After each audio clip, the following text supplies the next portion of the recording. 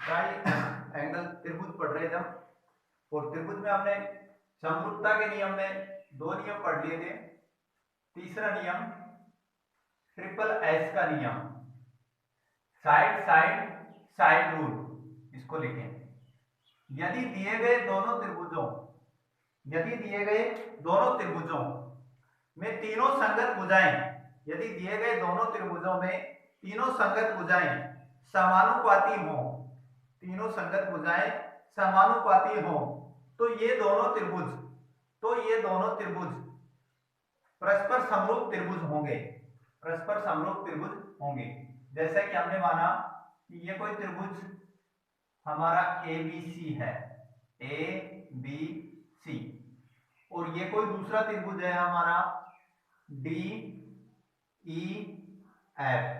यदि दोनों त्रिभुजों में, कौन कौन से त्रिभुज में, एक तो त्रिभुज ABC और एक दूसरा त्रिभुज है कौन सा, DEF।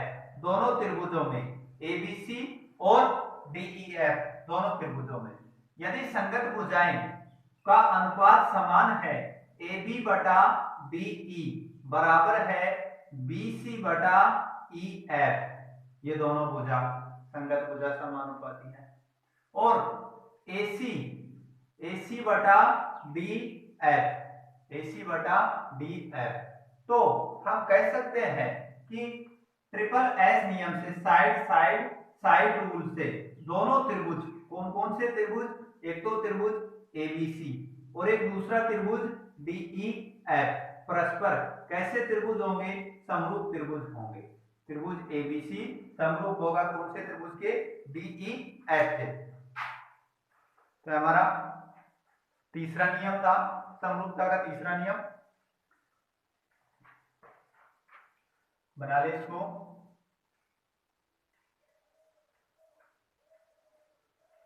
इसके बाद में अगला हेडिंग लिखे समरूपता के परिणाम, रिजल्ट्स ऑफ सिमिलरिटी।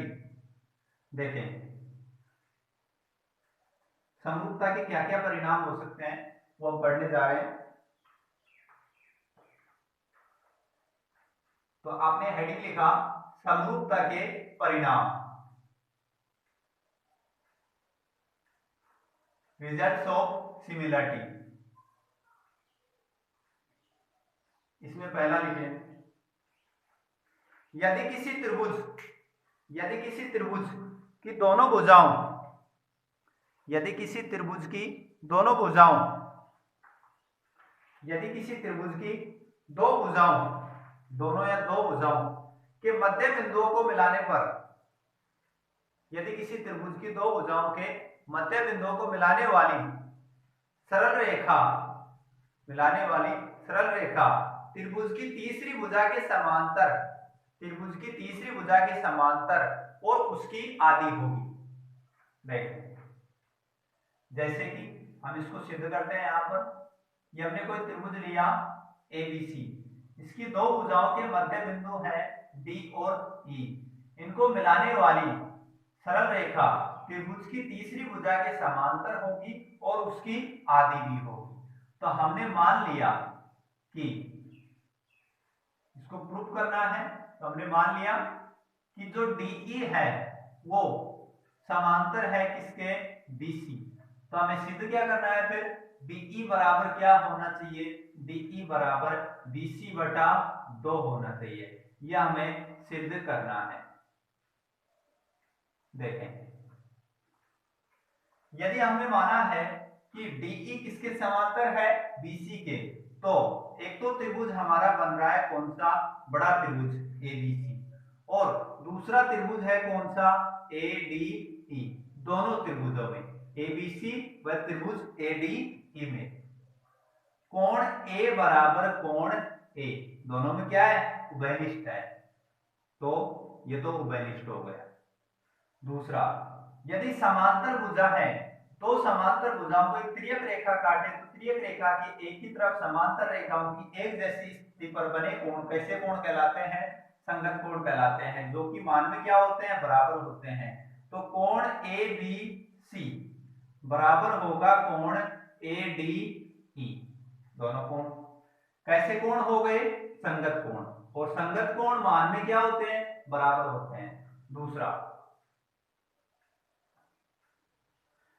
वही दो समांतर भुजाओं को तिर्यक रेखा काटे तो तिर्यक रेखा की एक तरफ समांतर रेखाओं की एक जैसी स्थिति पर बने कोण कैसे कोण कहलाते हैं? संगत कोण। तो कोण ए सी बी बराबर होगा कोण ए ई डी। ये भी कैसे कोण हो गए? संगत कोण हो गए। अब हम कह सकते हैं कि ट्रिपल ए नियम से एंगल एंगल एंगल रूल से दोनों त्रिभुज कैसे त्रिभुज होंगे? परस्पर समरूप त्रिभुज होंगे। त्रिभुज एबीसी समरूप होगा कौन से त्रिभुज के? एडीई के। और समरूप त्रिभुज यदि होते हैं तो उनमें संगत भुजाओं का अनुपात क्या होता है? समान होता है। तो संगत भुजाएं हमने ली कौन सी? ए डी बटा ए बी बराबर ए ई बटा ए सी पूरी भुजा। और इसी प्रकार डी ई बराबर कौन सी भुजा हो गई? B C. हमें पता है ये इसके मध्य बिंदु है तो एक एक मान लिया हमने। तो एक और ए बी का मान कितना हो जाएगा? 2। तो इसके बराबर हम लिख सकते हैं 1/2। डीई बराबर बीसी बटा 2। यही हमें सिद्ध करना था।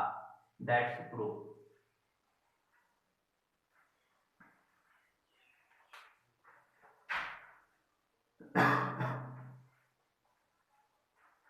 दूसरा परिणाम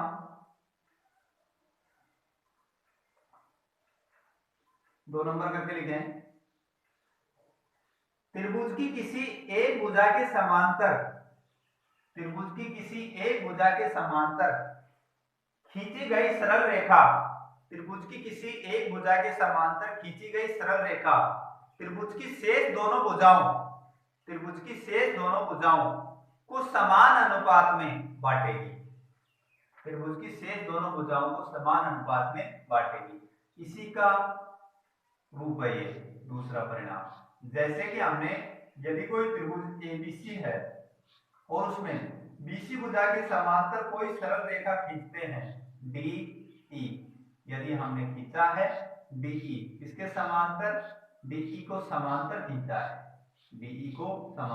है किसके? बीसी के। तो हम कह सकते हैं कि शेष दोनों भुजाओं को समान अनुपात में बांटेगी। शेष दोनों कौन सी हो गई? एबी और एसी। तो एडी बटा एबी जो होगा वही होगा किसका?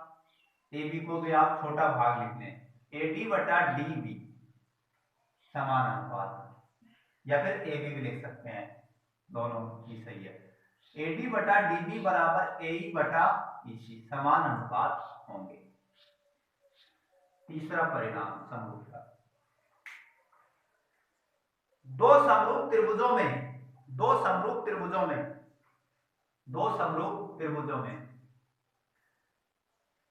संगत भुजाओं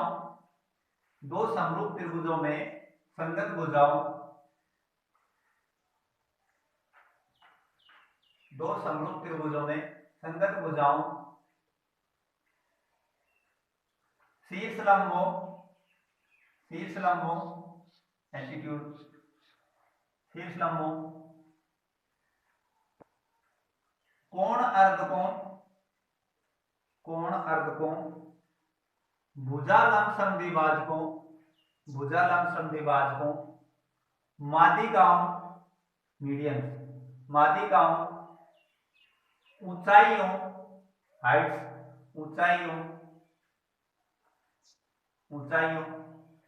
एवं परिमापों का अनुपात समान होता है।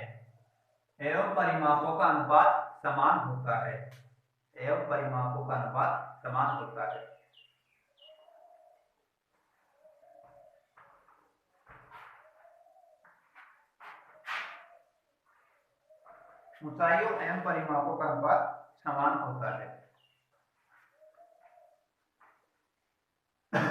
एरो का निशान करके लिखें। यदि उपरोक्त अनुपातों में से कोई भी एक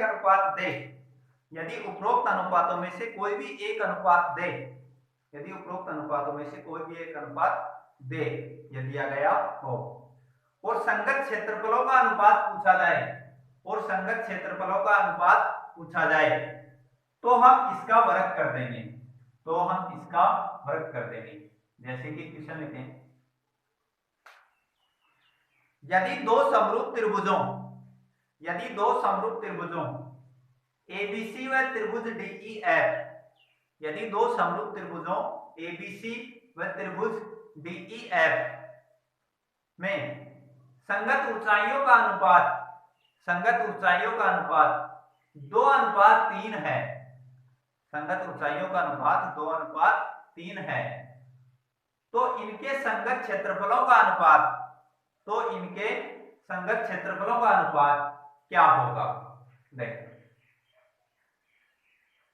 यदि संगत ऊंचाइयों का अनुपात हमें दे रखा है 2:3, तो क्षेत्रफलों का अनुपात पूछे तो हम इसका वर्ग कर देंगे, यानी क्या होगा, 4:9 होगा। लास्ट रिजल्ट लिखे समरूपता के परिणाम में, लास्ट चौथा,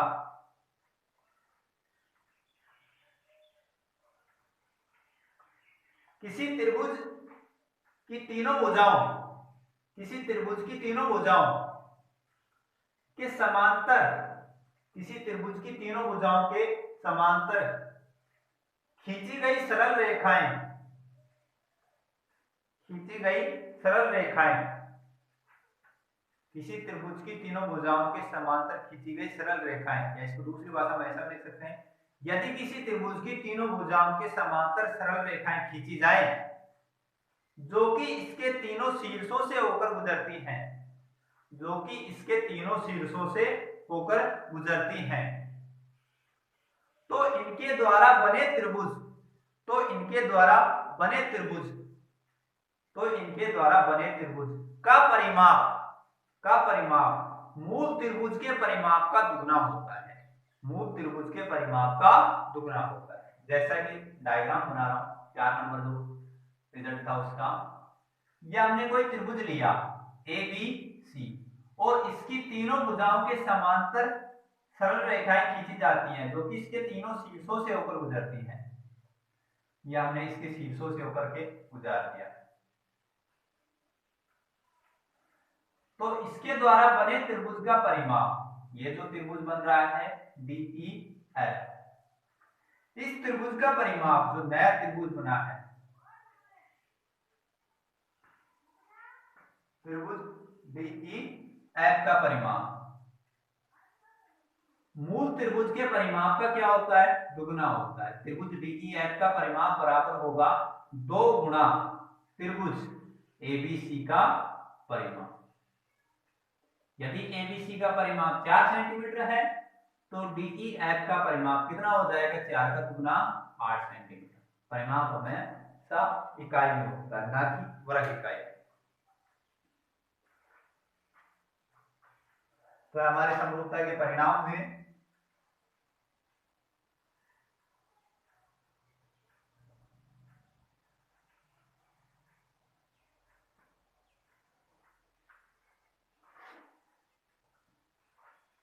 इसके बाद में नोट करके लिखें, 1 नंबर नोट में, यदि त्रिभुज का, यदि त्रिभुज, यदि किसी त्रिभुज, यदि किसी त्रिभुज का एक कोण, यदि किसी त्रिभुज का एक कोण 60 डिग्री है, यदि किसी त्रिभुज का एक कोण 60 डिग्री है, तो इसके लंब केंद्र कोमा अंत्य केंद्र, तो इसके लंब केंद्र कोमा अंत्य केंद्र कोमा परिकेंद्र, लंब केंद्र, अंत्य केंद्र, परिकेंद्र, ऑर्थो सेंटर, इन सेंटर और सर्कम सेंटर पर बने कोण, पर बने कोणों, पर बने कोणों का मान 120 डिग्री होगा, यानी तीनों कोणों का मान कितना होगा, 120 डिग्री होगा। जैसे कि हम देख रहे हैं इसको, ये हमने कोई त्रिभुज ले लिया एबीसी, और इसमें एक कोण ए बराबर कितना दे रखा है, 60 डिग्री दे रखा है, तो इसका लंब अंतर परि तीनों पर बने कोणों का मान कितना होना चाहिए, 120 डिग्री होना चाहिए। कैसे होगा? लंब केंद्र पर बना कोण उसको हम दर्शाएंगे कोण BOC बराबर क्या होता है 180 डिग्री माइनस कोण A। तो ये आ गया 180 में से 60 घटाने पर 120। ये तो हो गया लंब केंद्र ऑर्थो सेंटर। फिर इन सेंटर अंतः केंद्र पर बना कोण BIC बराबर 90 डिग्री प्लस विपरीत कोण बाई 2 होता है। तो 90 प्लस 60 का आधा 90 और 30 कितना होता है 120। फिर सरकम सेंटर परिकेंद्र पर बना कोण सरकम सेंटर इसको हम किससे दर्शाते हैं ऐसे दर्शाते हैं। तो कोण BSC बराबर सामने वाले कोण का क्या होता है गुना होता है 2 गुना कोण A। तो 2 गुना कोण A यानी 60 का दुगुना कितना होगा 120 डिग्री। तो मैंने आपको बताया कि यदि किसी त्रिभुज का एक कोण 60 डिग्री है तो इसके लंब अंतः परि तीनों परि बने कोणों का मान कितना होगा 120 डिग्री होगा। यदि OIS इनमें से कोई भी एक है तो ये जो कोण बनेगा वो कितने का होगा 120 डिग्री का होगा। दो नंबर नोट में।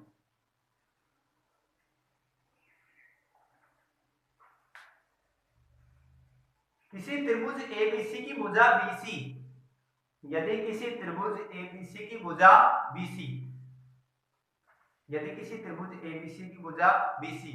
को दोनों ओर बढ़ाने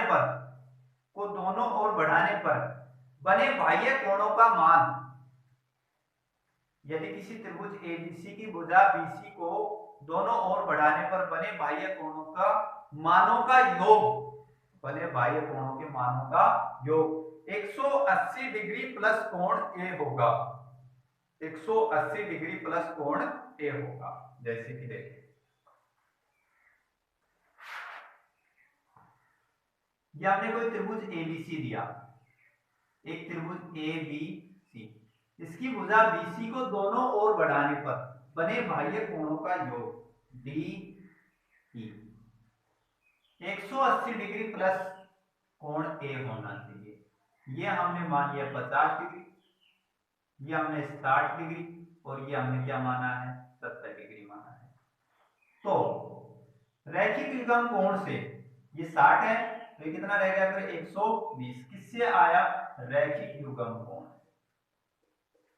ये हमने माने 50 60 70 क्योंकि त्रिभुज के तीनों कोणों का योग कितना होना चाहिए 180 5 से 11 और 7 18। अब 70 हो गया तो ये भी रैखिक युग्म कोण से कितना आएगा 110 डिग्री आएगा। मैं कह रहा हूं कि यदि किसी त्रिभुज ABC की भुजा BC को दोनों ओर बढ़ाने पर बने बाह्य कोणों का मानों का योग 180 डिग्री प्लस कोण A होगा। तो 180 डिग्री प्लस कोण A और 180 डिग्री प्लस कोण A का मान हमने कितना मान रखा है 50 मान रखा है। तो 18 और 5 2 20 और 3 23 यानी 230 डिग्री और यही होना चाहिए बाह्य कोणों का योग 120 प्लस 110। तो 120 प्लस 110 डिग्री 100 100 200 220 और 10 200 तो यह है हमारा सही। नोट में 3 नंबर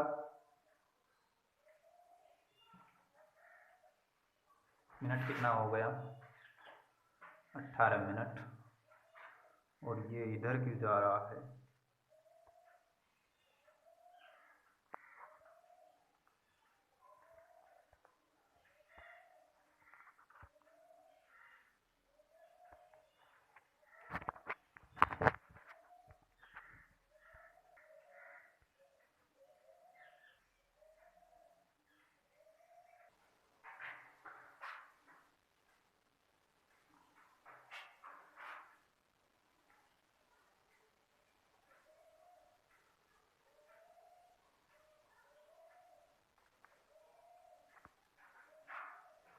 नोट में 3 नंबर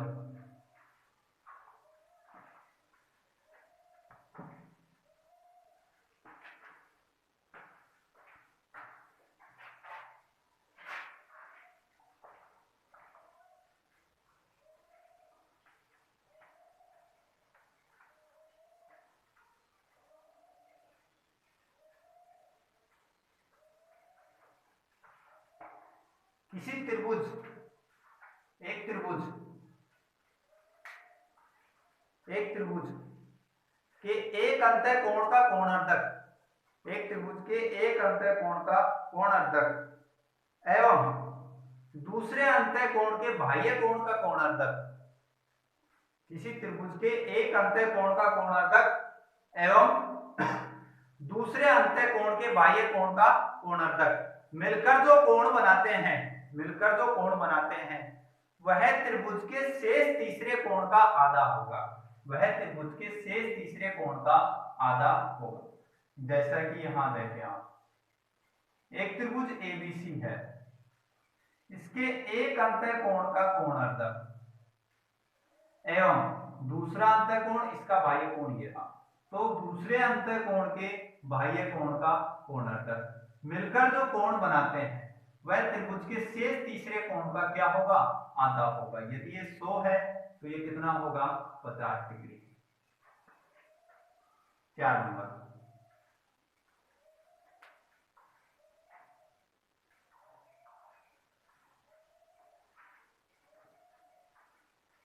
समबाहु त्रिभुज के अंतर्वृत्त की त्रिज्या, समबाहु त्रिभुज के अंतर्वृत्त की त्रिज्या r बराबर ऊंचाई बटा 3 होगी, हाइट बटा 3 होगी। समबाहु त्रिभुज के अंतर्वृत्त की त्रिज्या r बराबर h बटा 3 होगी, 5 होगी। समबाहु त्रिभुज की लांबिक दूरियां दी होने पर, समबाहु त्रिभुज की लांबिक दूरियां दी होने पर भुजा A बराबर 2/√3 कोष्टक P1 plus P2 plus P3 होगा, 2/√3 कोष्टक P1 plus P2 plus P3 होगा। यहां से यदि इसकी लांबिक दूरियां दे रखी हैं P1 P2 और ये हमारे पास हो गया P3, तो भुजा A बराबर 2/√3 P1 plus P2 plus P3 होगा। इस प्रकार हम ट्राइंगल का बेसिक कंप्लीट करते हैं, इसके बाद क्वेश्चन होंगे, यदि कोई बच रहा होगा तो सॉल्व करवा देंगे।